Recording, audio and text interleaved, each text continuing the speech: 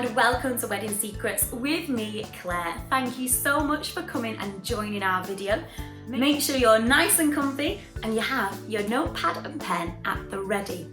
Now, today's video is going to be all about the most common problems with an outdoor wedding.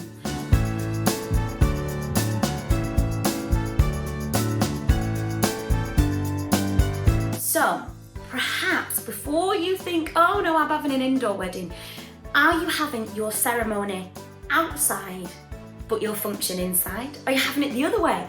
Are you having your ceremony inside? Are you having your outdoor reception? Are you hiring a tent? If you fall into any of those categories, this is the video for you. Here at Wedding Secrets, we are the wedding industry experts, and we have been to every wedding imaginable, indoors, outdoors, beaches, hard grounds, playgrounds, you name it, we have been there. So we have put together for you a list of 10 of the most common problems with any wedding that features any outdoor, even that's hiring tents, any outdoor element. So if that's you, this is the video for you. Let's get started. Now we're going to work through our top 10. If you've got any questions, do give us a message, or if you'd like a video more in depth on any of these problems, please just let us know. That's what we're here for. So let's get started. Number one, first and foremost, the elements. The key thing before we even get started into our list, and this is why it's number one, know your location. Know your location. Are you getting married close to home? So if you are, that's a great start because you know your own home location when we talk about weather conditions. And so, for example, I live in the north of England and I can guarantee it will rain most days. We are one of the rainiest parts of the UK. However, you do know around August and September, that's our best times for that less chance of rain. I do know as well, here where I am in the UK, when it comes to snow, it could snow from December right the way up to March. So I'm aware of my own area, so I know the potentials. Where are you getting married? If you're not getting married local, speak to people from the area, get an idea of how the weather normally works each year. So that's my best advice when we're talking about location. Now, here we go. Speaking of rain, rain is our number two. It doesn't matter, you could be getting married in LA, you could be getting married in England, you could be getting married on the sun, it does not matter. The chances of rain coming are ridiculously high. And I don't know about you, but how many times do you think, no, we're in the middle of summer, it's not gonna happen, and then you see those grey clouds and the heavens open up. There is nothing you can do about it. You could plan 1,000 times. There is nothing you can do to control the weather.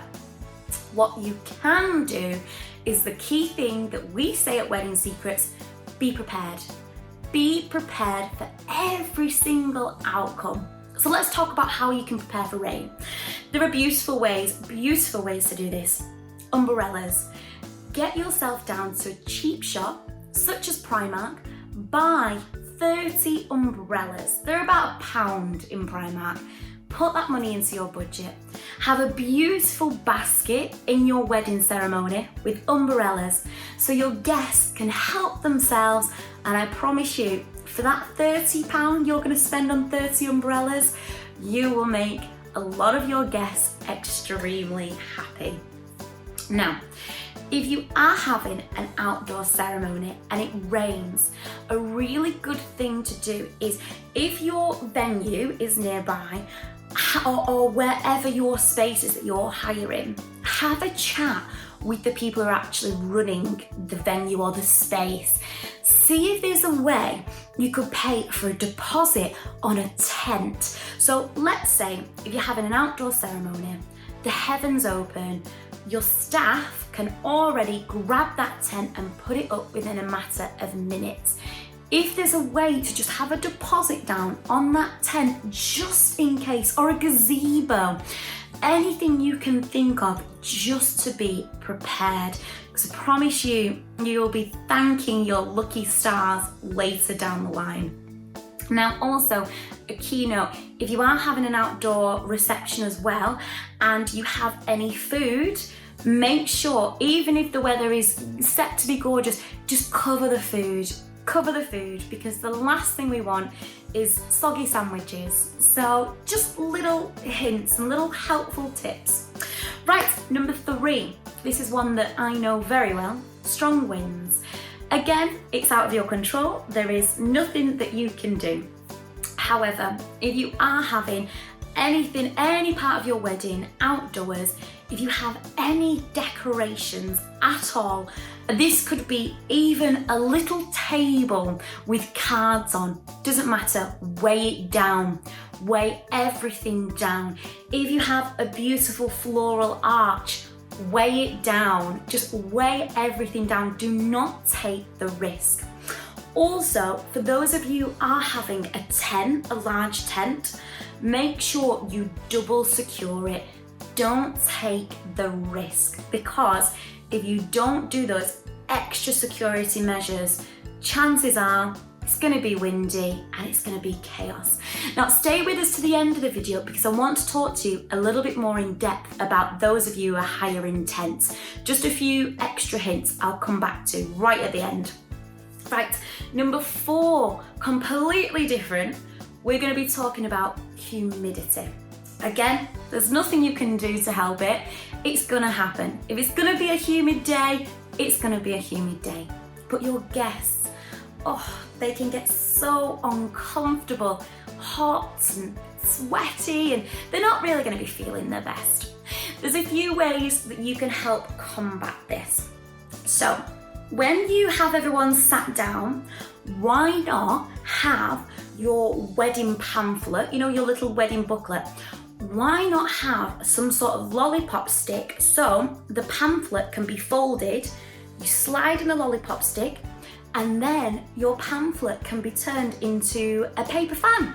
It's a really simple little thing, and it's quite fun as well. Everyone seems to have lots of fun being able to do it. Also, keep your guests hydrated. Have bottles of water on their seats ready for them.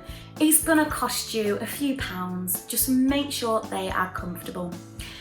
Always have SPF, because I guarantee if that sun is blazing down, there's kids running around, a few bottles of SPF for everyone to share, I promise you, your guests will be so thankful.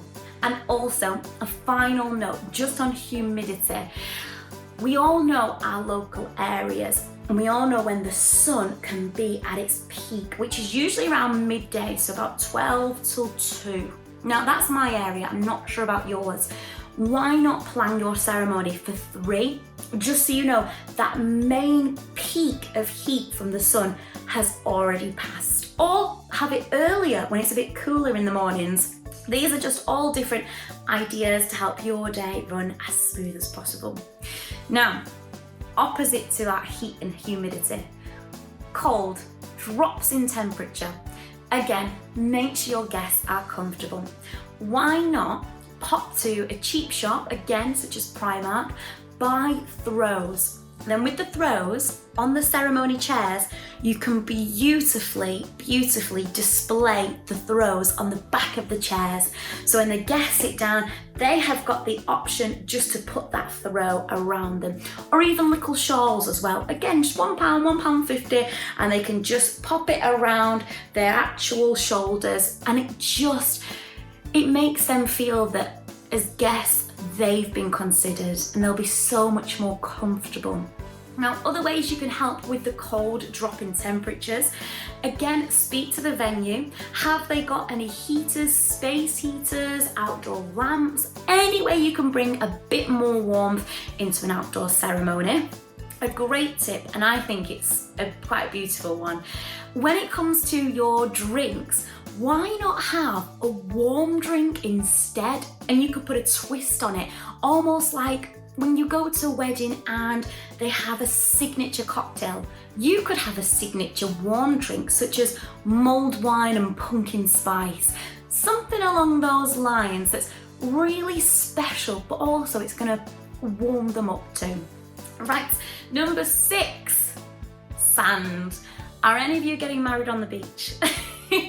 Sand can be a really tough one because if you're just having your reception on the beach, but then you party indoors, your guests are going to have that sand rubbing in their toes all night.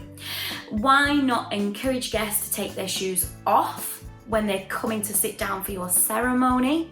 Also, again, when it comes to cheap shops, I know many of my friends have done this, buying flip-flops. Go and buy some flip-flops. You can get them as cheap as £1 each. Nice, beautiful basket full of flip-flops. Everybody can help themselves. And finally, have you thought about renting a floor? A temporary floor to go along the beach so your guests have actually got something to walk along. Right, number 7, do not forget, key one, pests. And I'm not talking about those relatives that you're not too keen on. All throughout the year, pests can come. Make sure all food is completely covered. It's absolutely key. Which brings me on to number 8, bugs. It doesn't really matter what time of day.